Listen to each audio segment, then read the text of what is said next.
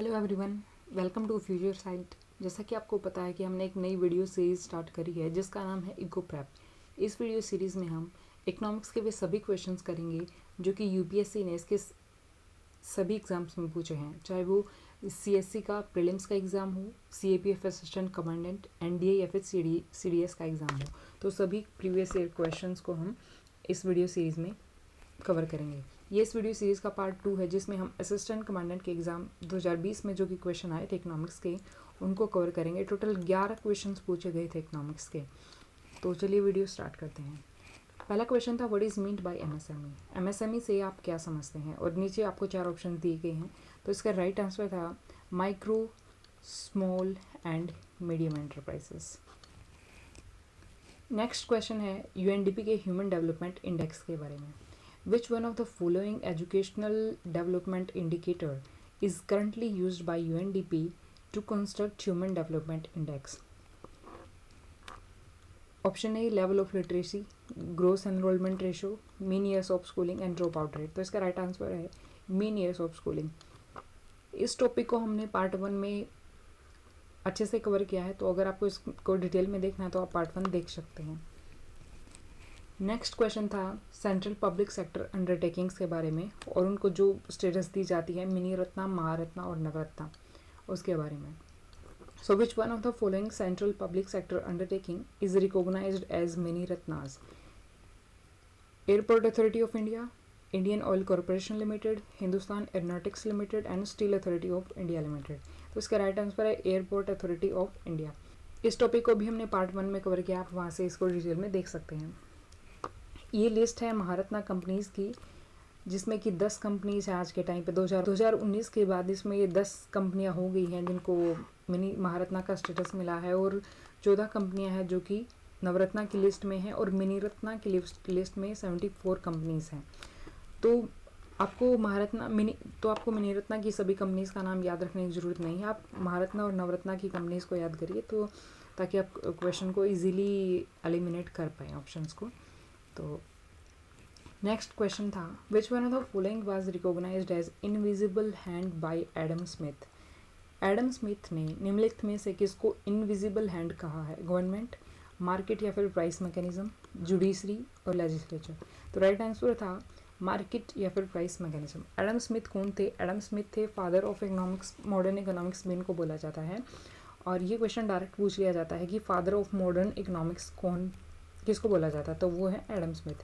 The invisible hand is an economic concept that was first introduced by Adam Smith in the Theory of Moral Sentiments. उन्होंने the Theory of Moral Sentiments में पहली बार इस concept को use किया था, जो कि उन्होंने 1759 में दी थी। उनकी एक इम्पोर्टेंट बुक भी है द वेल्थ ऑफ नेशंस, 1776 में जो पब्लिश करी थी। ये भी बहुत ही इंपॉर्टेंट बुक है। ये भी डायरेक्ट क्वेश्चन एग्जाम्स में पूछा जाता है कि द वेल्थ ऑफ नेशंस किसने लिखी थी। नेक्स्ट क्वेश्चन था पहल स्कीम के बारे में। Pahal an initiative to transfer the subsidy to direct bank account of the beneficiaries is related to. मतलब पहल स्कीम के बारे में पूछा है कि पहल स्कीम जिसके तहत बेनिफिशरीज को अमाउंट उनके डायरेक्ट बैंक अकाउंट में ट्रांसफ़र करी जाती है वो किससे रिलेटेड है? LPG consumers, internet consumers, farmers for fertilisers and central government employees for medical treatment. तो राइट आंसर है एलपीजी कंज्यूमर्स। देखिए ये है पहल स्कीम, इसकी फुल फॉर्म है प्रत्यक्ष हस्तांतरित लाभ। मतलब पहल स्कीम के तहत क्या होता है कि एलपीजी सिलेंडर्स जो इसके बेनिफिशरीज होते हैं, लाभार्थियों को एलपीजी सिलेंडर पहले तो जब वो खरीदते हैं तो मार्केट प्राइस पर दे दिया जाता है, लेकिन बाद में सब्सिडी उनके बैंक अकाउंट में जमा कर दी जाती है, ताकि बीच में जो मिसयूज़ ऑफ फंड्स है वो ना हो और बोगस ट्रांसफ़र ना हो रुपयों का, जो लाभार्थी नहीं है उनको। तो इसलिए ये स्कीम स्टार्ट करी गई थी। तो under Pahal LPG cylinders are sold at market price and entitled consumers get the subsidy directly into their bank account. वो डायरेक्टली बैंक अकाउंट में उनको सब्सिडी मिल जाएगी। और इस स्कीम से सरकार को ₹59,599 करोड़ रुपीज़ का फ़ायदा हुआ था मार्च 2019 तक। तो ये बहुत ही एक अच्छी स्कीम, एक सक्सेसफुल स्कीम रही है गवर्नमेंट की। और आधार कार्ड को भी बैंक से लिंक किया गया है इस स्कीम को सक्सेसफुल करने के लिए। नेक्स्ट क्वेश्चन था CACP के बारे में। Fixation of price levels for wheat and rice by the Commission for Agriculture Cost and Prices is an example of। जो व्हीट और राइस का मार्केट प्राइस तय किया जाता है CACP की रिकमेंडेशन पे, वो इसमें से किसका एग्जाम्पल है? Administered price, market price, control price या फिर स्पॉट प्राइस? तो राइट आंसर है स्पॉट प्राइस। और स्पॉट प्राइस है वही MSP, न्यूनतम समर्थन मूल्य, मिनिमम स्पॉट प्राइस। ये वही वाला स्पॉट प्राइस है जिसमें स्पॉट प्राइस में क्या होता है, CACP जो commission for agriculture cost and prices है वो रिकमेंड करता है कि किन किन फसलों पे MSP दिया जाना चाहिए। किसको रिकमेंड करता है? सेंट्रल गवर्नमेंट को। और सेंट्रल गवर्नमेंट इन्हीं की सिफारिश पे MSP तय करती है फसलों के लिए।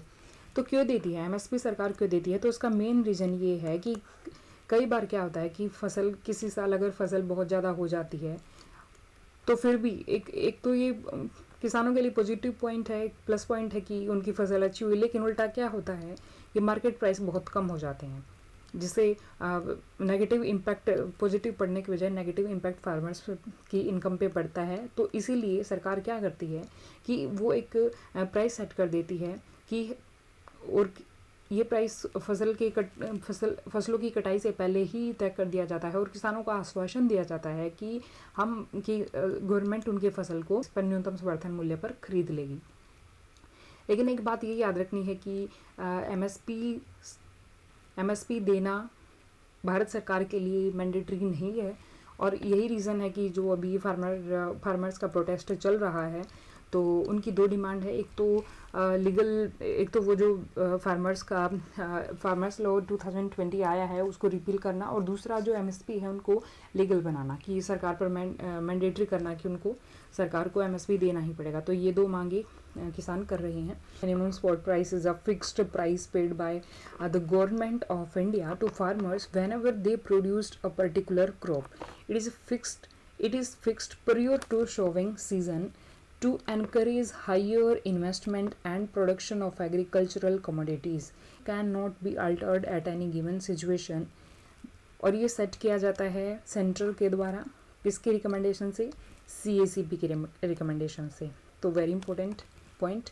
और क्यों दिया जाता है ये भी हमने पढ़ लिया, क्योंकि एग्रीकल्चर जो कमोडिटीज़ हैं उनके प्राइस बहुत ही अनस्टेबल हैं और किसानों को एक आश्वासन देने के लिए सरकार कि वो इस न्यूनतम समर्थन मूल्य पर उनकी फसलों को खरीद लेगी, इसलिए MSP दिया जाता है, जो कि एक सकारात्मक पहलू है। देन ये लीगल MSP वही है जो कि अगर सरकार पर मैंडेटरी कर दे उसको देना तो वो लीगल MSP हो जाएगा। देन है calculating MSP। It is based on the following factors. मतलब जब भी CACP के द्वारा रिकमेंड किया जाता है MSP को देना तो ये इन फैक्टर्स को ध्यान रख के किसी फसल को ऐड करती है MSP की इस फसल को MSP के तहत लाना चाहिए या नहीं। और आज के टाइम पे 23 कमोडिटीज़ कवर की गई है MSP स्कीम के तहत, जिनके एग्जांपल्स हैं paddy, wheat, cotton, jute, sugarcane, oil seeds and pulses etcetera. Next question था मार्केट्स के बारे में। Mobile phone operators market in India is an example of. जो मोबाइल फ़ोन ऑपरेटर मार्केट है वो किसका एग्जाम्पल है? निम्नलिखित में से ये मार्केट के टाइप हैं जो कि इकोनॉमिक्स में इन सभी मार्केट के टाइप्स को हम एक अलग से एक वीडियो सीरीज़ के माध्यम से इसको डिटेल में कवर करेंगे, क्योंकि CAPF के एग्ज़ाम में इस मार्केट के टाइप से क्वेश्चन आता रहता है। देखिए इस क्वेश्चन के दो आंसर्स हो सकते हैं, एक तो मोनोपोलिस्टिक कंपटीशन या फिर ओलिगोपोली। अब देखते हैं UPSC इनमें से कौन सा आंसर सही मानता है। और परफेक्ट कंपटीशन और मोनोपोली तो हम एलिमिनेट कर सकते हैं, क्योंकि ना तो मोनोपोली इसका आंसर होगा और ना ही परफेक्ट कंपटीशन। ये चारों मार्केट के टाइप क्या होते हैं इनको हम डिटेल में स्टडी करेंगे, तो आप उनको अलग से एक वीडियो बनाएंगे, उसको आप देख सकते हैं। देन ये डिफरेंस दिया गया है सभी मार्केट के टाइप्स में। परफेक्ट कंपटीशन क्या होता है, मोनोपोलिस्टिक कंपटीशन क्या होता है, ओलिगोपोली क्या है और मोनोपोली कंपटीशन क्या होता है। नेक्स्ट क्वेश्चन है, विच one of the following has the largest contribution to the gross tax revenue of government of India in 2019 to 20 budget। नीचे चार ऑप्शंस दिए गए हैं, goods and services tax, corporation tax, customs and union excise duties. तो इसका right answer है corporation tax. 2019 के budget के माध्यम से द यूनियन जो कॉरपोरेशन टैक्स है वो biggest source of tax revenue था गवर्नमेंट, सेंट्रल गवर्नमेंट का, जिसमें कि सरकार को 7.66 लाख करोड़ रुपए की टैक्स कलेक्शन इससे हुई है। और दूसरे नंबर पे है जीएसटी, पहले नंबर पे है कॉरपोरेशन टैक्स और दूसरा स्थान है जीएसटी का। नेक्स्ट क्वेश्चन था, in which of the following states high yielding varieties of food grains were introduced as part of the first phase of Green Revolution 1966 to 72, जिसमें HYB सीड्स को use किया गया था, जो कि एक मेन रीज़न था हरित क्रांति की को सक्सेसफुल बनाने के लिए। तो इसमें ये पूछा गया कि कौन से निम्नलिखित में से कौन से राज्यों में ये इंट्रोड्यूस किया गया था। तो आंध्र प्रदेश, तमिलनाडु, पंजाब एंड हरियाणा। तो इसका आंसर है Punjab and Haryana, option D is the right answer. In the year 1965, government of India launch green revolution. 1965 में ये लॉन्च की गई थी ग्रीन रिवॉल्यूशन, और इसे लॉन्च किया था MS स्वामीनाथन ने, जिन्हें the father of green revolution भी बोला जाता है। And the movement of the green revolution was a great success. इसमें भारी सफलता मिली थी, जिसमें गेहूं की फसल का बहुत बड़े कई गुना ज़्यादा उत्पादन हुआ था। And changed the country's status from a food deficient economy to one of the world's leading agriculture nations. कई सोर्सेज में इसको 1966 टू 74 दिया गया है, कई में 67 टू 78 दिया गया है। तो the green revolution within India lead to an increase in agriculture production, especially in Haryana, Punjab and western UP. और वेस्टर्न यूपी के पार्ट है, उनमें इसकी सक्सेस देखने को मिलती है। Major milestone in this undertaking were the development of high yielding varieties of seeds of wheat and rust resistant strain of wheat.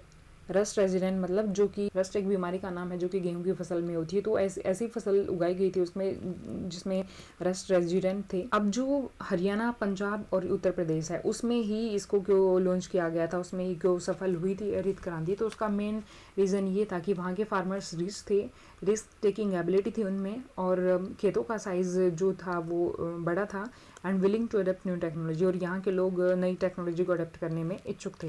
तो इसीलिए यही एक मेन रीज़न था जो उनकी हरियाणा, पंजाब और वेस्टर्न यूपी के पार्ट में ये हरित क्रांति सफल हुई थी। नेक्स्ट क्वेश्चन है, which of the following goods are included to estimate food inflation in India. Food inflation को एस्टिमेट करने के लिए निम्नलिखित में से किन चीज़ों को शामिल किया जाता है। व्हीट, पैडी, टोबैको और sugar. Select the correct answer, चार ऑप्शन दिए गए हैं। अब ये फूड इन्फ्लेशन क्या है, देखिए हमारे देश में इन्फ्लेशन को दो तरीके से मेजर किया जाता है, दो चीज़ों के माध्यम से। एक तो CPI होता है और एक WPI होता है। तो इसमें देखिए टोबैको को हम वैसे भी इस क्वेश्चन को कॉमन सेंस से भी एलिमिनेट कर सकते हैं। टोबैको फूड का पार्ट नहीं है, तो टोबैको इसमें एलिमिनेट हो जाएगा और बच जाएगा व्हीट, पैडी एंड शुगर।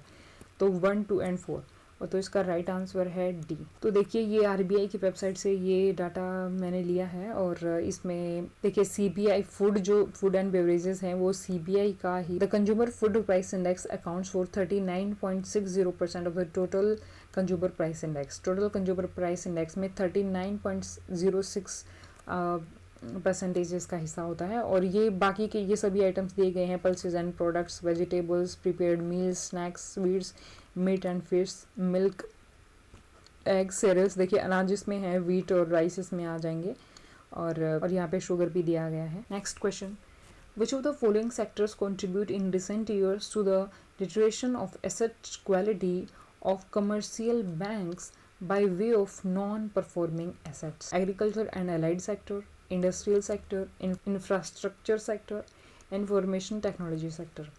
तो इसका राइट आंसर है industrial sector and infrastructure sector. तो option B is the right answer. तो ये था आज का वीडियो।